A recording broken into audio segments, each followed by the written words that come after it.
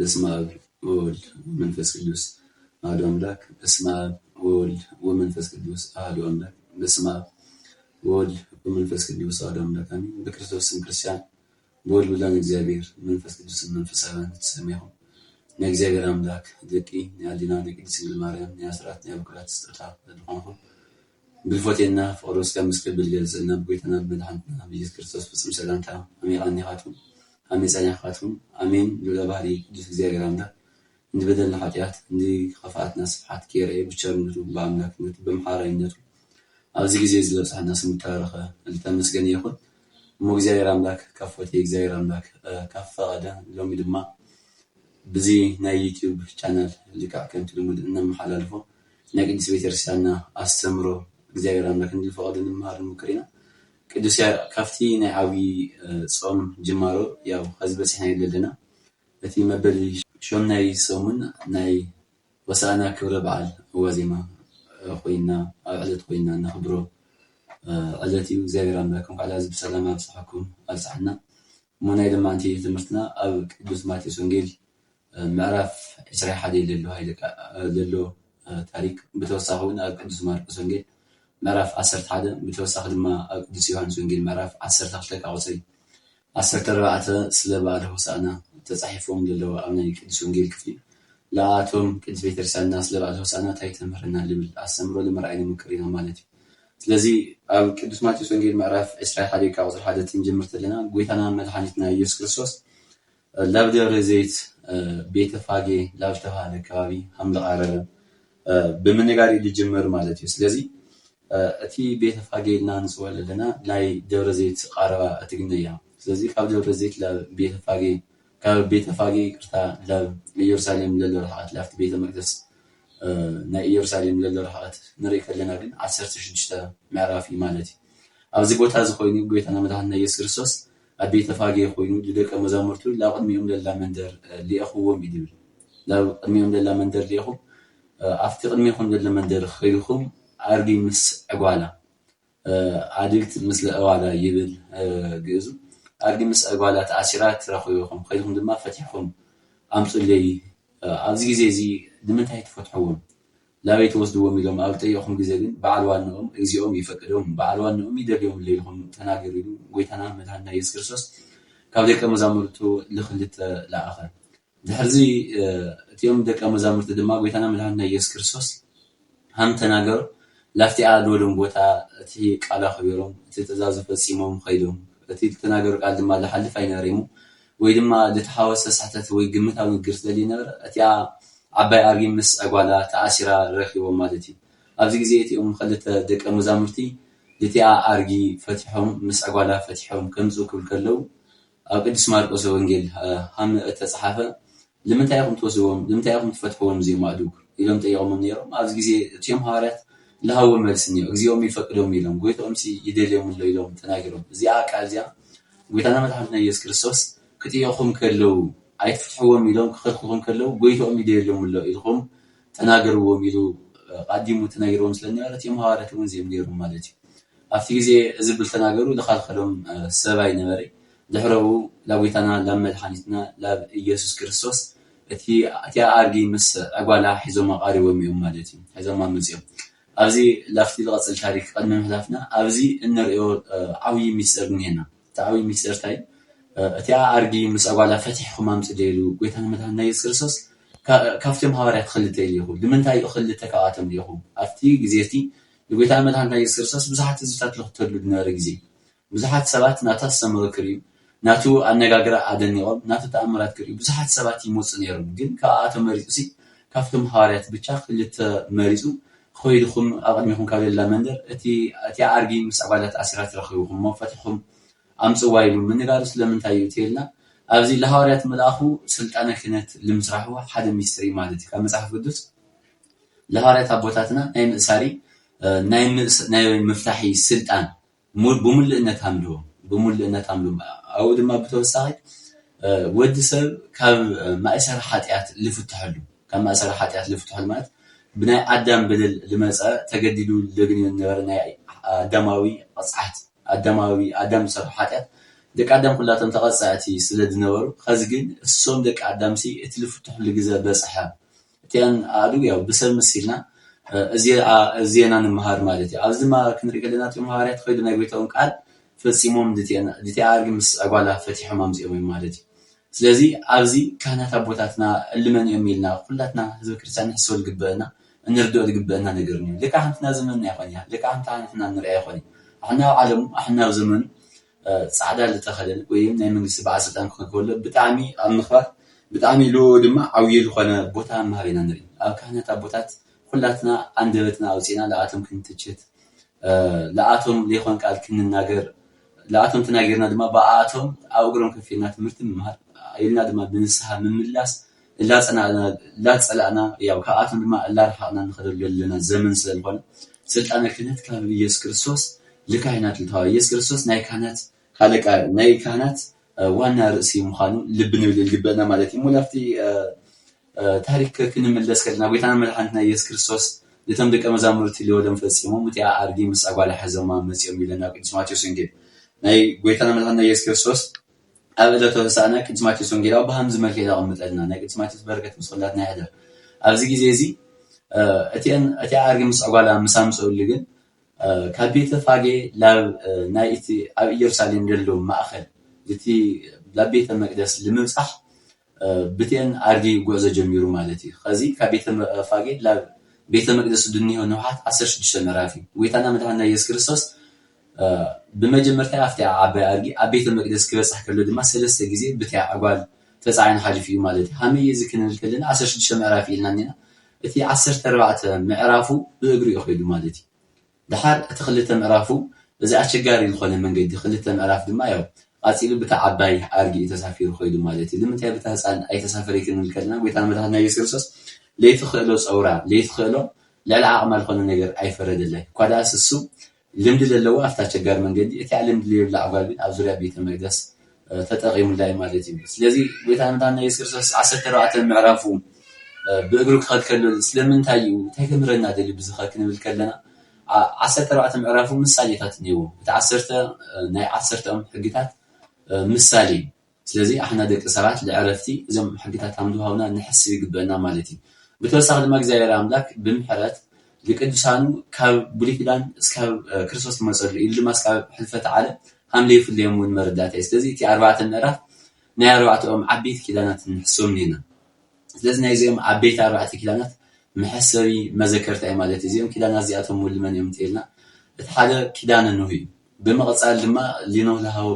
ኪዳን እዩ እዚ ኪዳን እዚ ለዓለም ብማይ ኣይሃጥፊእዋ ስለዝነበረ ኣነሲ ሰይም ቀስተ በዲበ ደመናት እቲ ቀስታ ደመና ክስእል እየ ድሕሪ ድማ ንምድሪ ብማይ ኣየጥፋ ኢሉ ቃል ኣትዩ ነይሩ ማለት እዚ ንሕስበሉ እዩ ማለት እዩ ብተወሳኺ ናይ ክህነተ መልከ ጼዴቅ እውን እንሕስበሉ ኣብ ብሉይ ኪዳን ካብ ዝቐርብ ዝነበረ መስዋእቲ ናይ መልከ ጼዴቅ ለቕርቦ ዝነበረ እግዚኣብሔር ኣምላክ ለቕርቦ ዝነበረ ህብስት ለቕርቦ ዝነበረ ወይኒ እሱ እውን ናይ ክርስቶስ ምሳሌ ንምዃኑ እውን ኣሕና ልቢልና ምእንቲ ንኸድ እዩ ማለት እዩ ብምቕፃል ናይ ኣብርሃም ግዝረት እዩ ኣብርሃም ካብ ዝነበሩ ቦታ ኣውፂኡ ካብ ካራን ተባሃለ ላብ ከነዓን ክወስዶ ከሎ ካብቲ ጣዖት ልምለኾ ቦታ እግዚኣብሔር ናብ ልምለኾ ቦታ ወሲዱ ኣይሓደጎ ማለት እዩ ኣብዚ ግዜ እዚ ግን እንታይ ገይሩ ኣነ ላብ ላርኢካ ቦታ ውፃእ ኣብኡ ድማ ዘርእኻ ከብዝሕልካ ኢልዎ ነይሩ ስለዚ እግዚኣብሔር ኣምላክ ለኣተዮ ቃል ኪዳን ፈፃሚ ኣምላክ ምዃኑ ለኣተየልና ቃል ኪዳን ለይዝንጋዕ ኣምላክ ምዃኑ ሰብ ኩሉ ቃል ኪዳኑ ይርስዕ እዩ ሰብ ለኣተዮ ቃል ኣየሳውሲ ዝርስዐሉ ኩነታት እኒአ ዝጠልመሉ እውን እኒአ እግዚኣብሔር ኣምላክ ግን ቃል ኣይርስዕ እግዚኣብሔር ኣምላክ ቃሉ ኣይጠልም ማለት እዩ ስለዚ ናይ ኣብርሃም ግዝረት እውን ሃም ሓደ መምህሪ ታሪክ እቲ ካብቶም 4 ምዕራፍ ብዚ ኢና ንምስሎ ማለት እቲ ሓምሻይ ጥምቀተ ዮሃንስ እዩ ጥምቀተ ዮሃንስ መጥምቅ ድማ ዮሃንስ መጥምቅ ጎይታ መድሓኒትና ኢየሱስ ክርስቶስ ቅድሚ ምምፃኡ ቃዲሙ ነስኡ እመኑ እስመ ቀረበት መንግስተ ሰማያት መንግስተ ሰማያት ቀሪባ እያ እሞ ነስኡ ወእመኑ ተነሱ እመን ላለ ይሰብኽ ዝነበረ ልእምር ዝነበረ ጥምቀት ድማ እሱ ምሳሌያዊ ድሕሪኡ ዝመፅእ ግን ኣማናዊ ጥምቀት ኣብ ምስራሕ ናይ ንስሓ ጥምቀት የሰርሕ የጥምቕ ዝነበረ ቅዱስ ኣቦና እዩ ማለት እዩ ስለዚ ናይ ቅዱስ ዮሃንስ እዚኦም 4 ኪዳናት እውን ድንሕስበሉ እዩ ከዚ እቲአን ክልተ ምዕራፍ ግን ብታ ዓባይ ኣድጊ ተሳፊሩ ላብ ቤተ መቅደስ በፅሐ ይብለና ከዚ ላብቲ ኣድጊ ክሳፈር ከሎ እቲኦም ሃዋርያት ክዳኖም ኣውፅኦም ወርሃን ኣልባሲቦም ይብል ክዳኖም ኣልዒሎም ኣፍተን ኣእዱግ ፅዒኖም أفتنا أدقو بالإسعان دحرزي يقول زلغة سلامة سلمن تايو خدان غيرهم له كوارشان نتاي يقول لي كوارشان يقول له عوي مهنيات نيو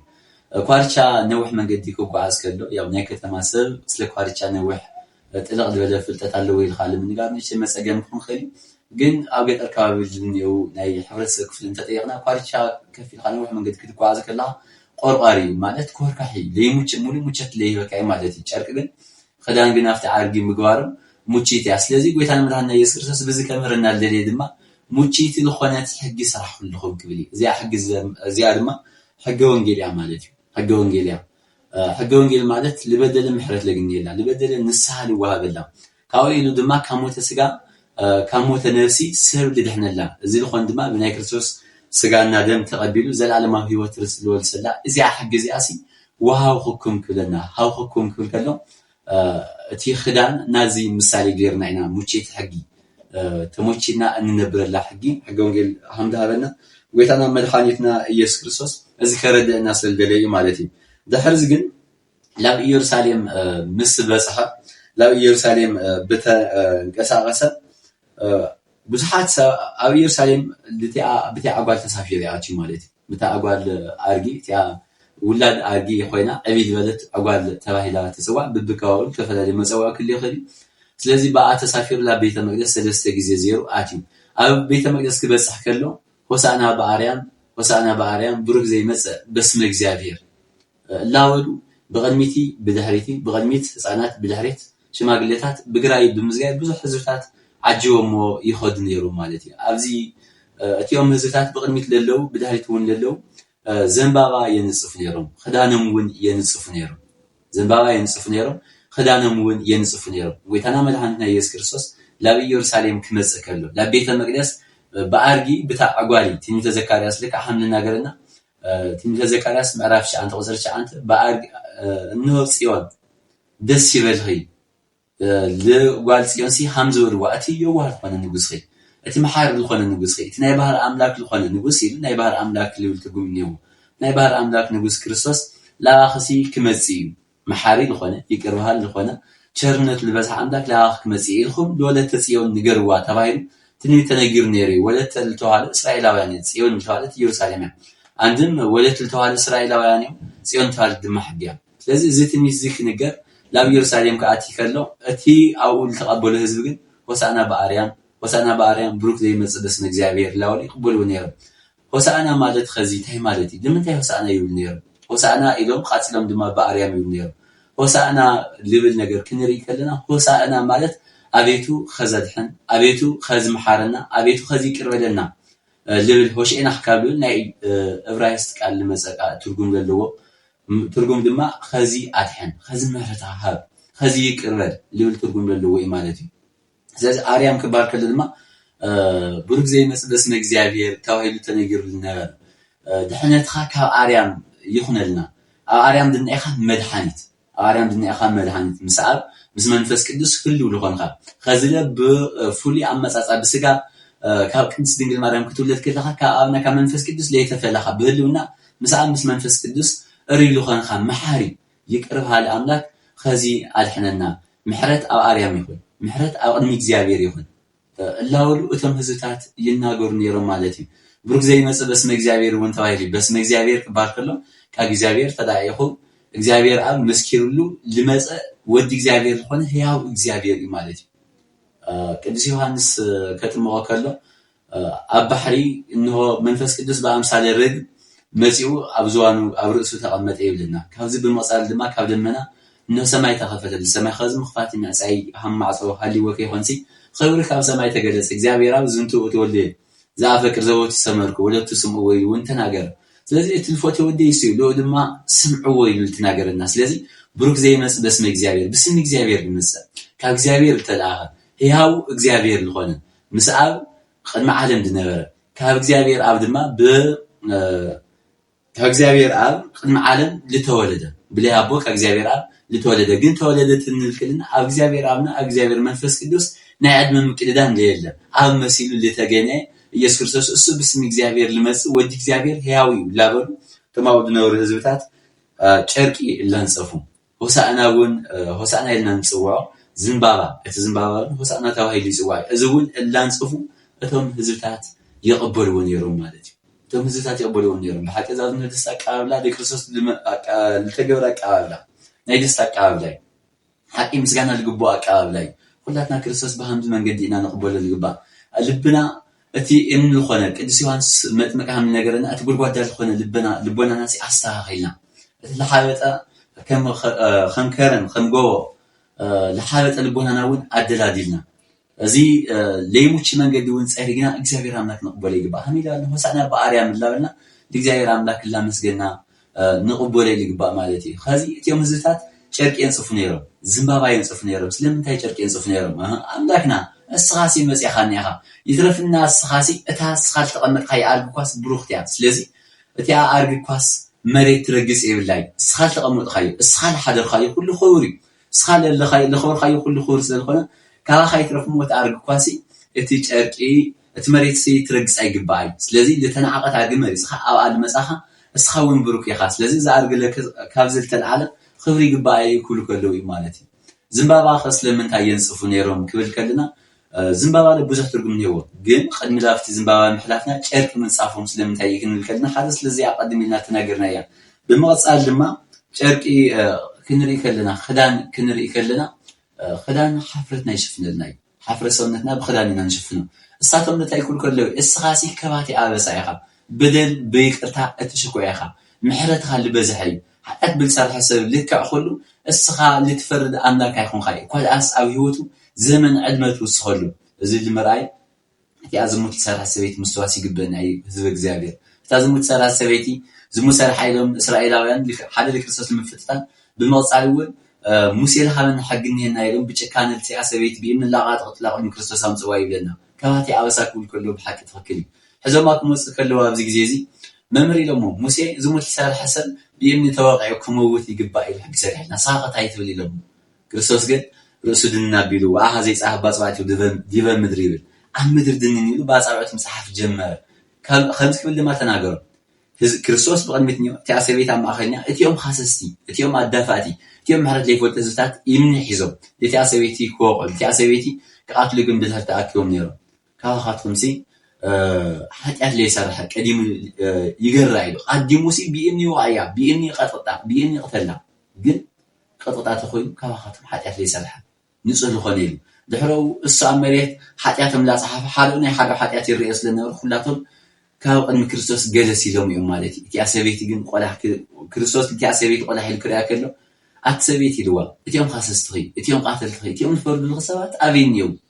إلو بالتناقرة على وزير إيلاتو من الرئاسي يلي إيلاتو عبزك زيزي بلي أنا لا يفرد اللغي سخجن بناس أخدي لوا زخلو زموت سرحت زخلو ببدل لنبرت مو بسرعات التسعيفات سرعات لنا عقوة كريستوس جن إنه بنسحي والملابس أخويرو بلي سوا اتي بدلا بفور شفينو لا مالتي لذي كارق من صافو اتي كارقي حفرتنا هم شفنا أو أملاكنا أو قويتانا أو نقصنا السخاسي كابزاير مساخا نايدك سرعات بدل بيكرتا اتشفن أملاكي خا إلهم كنا غير كله إمالتي بما صار زنبابا لنصفو نيرو أتي زنبابا من صفو بناي إسرائيلاويان بهلي بزح نردو نجرنينا أب إسرائيل بمجمريا زنبابا من صف بتشاوم كونه يخوني أو أرجع تسافر خامسانا أفرس تسافر خامسة نقص بنا عدنا كابي وين بنا تاتم كابي نقص لمس تخوين خدت عينك نقص نيم أورينا نقص نيم سلامة ولا خونه نقص نيم أورنت ورد أورنت للناجر هاجر موت لأوج ولد اللي برس عينت نقص نيم زي كلام لك بحكي مرحتنا كابز عينت التفوري خونه نعم حرت مرحتي كل خلنا اليوم للون لبنا كعد لنا زي كلام لك سنة يفقدوا يخوننا سلزي نقص جن تي عدهم سلامة ولا خونه نقص أنت مسيو لك تعيل جبر نير مالتي أو أرجع تسافر المسا أو أرجع تسافر كمسا كله إنه زمن السلامي أورنت يلي سقعت أورنت يلي كلات ناس نحسب مؤمنا حزب إجزاوية أو سعزي عندنا هنا أورنت خز جمرة أورنت خزة العالم راح بسنك أورنت خز كل العالم خز كل العالم دخل سجيو لي حدرله ولاد قاسين لي حدرله إنه هو تأسس لنجات تسفى لنجات سرح ليش إنه كل زمن قد أسقول تمس لا تاوي هيوتهم مترافي لي مترافي إلهم حسيوك عندهم حليقهم تسدد ساعتنا نينا لذي ساعتهم لا كل هزبي كابس كيج إن قتل مس نقول سلامة ونقول استقيم ويدما ናይ ጦርነት ወረ ወይ ድማ ናይ ጦርነት ወረ እንተ ለየለ ኮይኑ ብሃምዚ መንገዲ ልመጽ ኣብ ኣርኪ ተሳፊሩ ይመጽ ማለት ናይ ሰላም ዘመን መጽእ ክልከሉ እንተዳ ኣብ ፈረስ ተሳፊሩ መጽ ግን ድምጸ ጸባይት ናይ ጦርነት ድምጺ ናይ ህርቂት ዘመን ስለዚ ወጣታትን ይኹም ግንባር ተዘጋጀዩ ልባሃሉ ማለት እዩ ወላዳትን ይኹም ደቅኹም ልምሃብ ተዘጋጀዩ ልባሃሉ ግዜ ማለት እዩ ስለዚ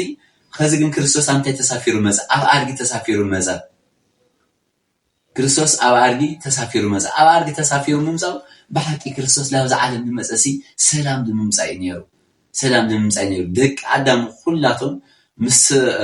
ምሕረት رحقዎም ምስ እግዚአብሔር አምላክ ተፈላልዮም ምስ መላእክት ተፈላልዮም ድነብሩ ልድነር ዘመን ምስ ሰይጣን ተዋጊኦም ሰይጣን ለሸንፈሎም ድነር ዘመን ሲ አብቃ ከዚ ግን ናይ ሰላም ዘመን መጽእ ክርስቶስ ኣብ ኣርጊ ተሳፊሩ መጽ ድሕሮት ዝምባባ መንጻፍ ዝምባባ በብዙሕ መንገዲ ይትርጎም ዝምባባ ክንርኢ ከለና አሸኹ ነይዎ እቲ አሸኹ ማለት ተዋጋይ አሸኹ በባህር ተዋጋይ ስለዚ እግዚአብሔር አምላክ ድማ ተዋጋይ ሐምል ሆነ እግዚአብሔር አምላክ ሐምል ዋጋ ተዋጋይ ከባል ከደ ድማ እግዚአብሔር አምላክ አሸናፋይ ሰዓሪ ምዃኑ እቲ ሰዓራይነት ድማ ናይ ባህሩ ምዃኑ ስለዚ እግዚአብሔር አምላክ መዋዒ ኩሉ ምዃኑ እንሕስወሊ ማለት እዩ ናይ ዝምባባ አሸኹነቱ ተዋጋይ ሐምል ሆነ እግዚአብሔር አምላክ ድማ ተዋጋይ ማለት እዩ ስለዚ እግዚአብሔር አምላክ لمن الواقع كحقول اللوص وسبات الواقع اللي مالت بهمي من قد يواقع እግዚአብሔር አምላክ بفاري الواقع بفاري موقع مالت احنا بفارك ما رخلنا الواقع مجمريا مالت انت حاجه فور كي تردنا بنساك يتملسنا حاجات لننبر سبات حالنا ግን ፍርድ እግዚአብሔር ሲ ሐቀኛ ይፍርድ ድማ እግዚአብሔር አምላክ ሁሉ ሺ አሸናፊ እግዚአብሔር ኢልና ንሕስው ስለዚ እዚ አሾህ ስልጣን እግዚአብሔርና ንሕስው ስልጣን እግዚአብሔርና